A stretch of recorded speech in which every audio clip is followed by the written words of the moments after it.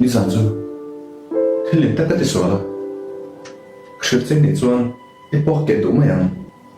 càng chạy hơn cái chỗ cả chuan du cả lối nằm đỡ như một này hay chụp bọc này cả lối mua đồ na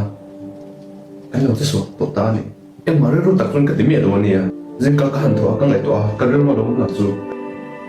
nếu mà bác khi đủ tắc cái này đâu này thì này để cái này mới được tôi nếm này em mà xử đó rồi này em mấy cái số thì này thứ căn tỷ số du căn công các căn khảo thì như thế này quan trọng là số căn thật là cho thế là mấy cái số rồi thế là kiếm du bên lâu rồi cho em mà sẽ thấy được sau tụi nó mình đây xem á cho nên tụi nó sản xuất chủ yếu là cho là quy mô bé rồi mình chỉ đặt du anh ta nhìn mẹ đâu cái mà ta tổ chức này cái lâu rồi du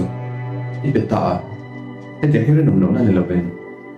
tụm lót xa thiếu tiền này giá cả chơi nhé xem nắng này chuyên cùng tắm ta khuôn lỗ các tụi có cái này à cái mình đã em nên không được cho mình đen là mình sai xả là em quên rồi để hơn mỗi lần là em nói như áo trên cái thứ nó cho cái sổ sản của em cào lỗ cào chém lỗ chân rồi hàng chém mà hàng học chém thì bây giờ nó là ngày tết ta này cái áo chém lỗ em mặc cái sấy lỗ chân rồi chém tổ ra hao tổ trên ý là cả bây giờ nó cái này tổ lỗ em mà chân rồi cái này tổ lỗ này cái dòng này mới dự định nhá cái sợi tạc rồi em chẳng hay uống rượu rằng nào thôi mình tổ đấy nó mà tiết thể cái này lỗ mà sẽ tụi này tập trung lại em thế này tiết thể để hiện thôi này nó lại thôi mình thể nó cái này dù bằng những tụi nó tan rồi rồi cái đường này rồi lỗ thể nó lại thì thôi này này làm chuyện rồi thì chắc là người ta này cho mình cầu sân đó đúng không chẳng cho mình mới sử dụng rồi cái họ lộ gì à họ chân tổ chức cái này rồi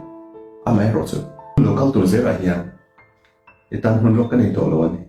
thế tiếng hết chút thì thể lộ thì tên lưng con ấy cái là anh tên con mà giờ này một quy mình sẽ là hai có cần là ta muốn lộ cái này về miệng mà nào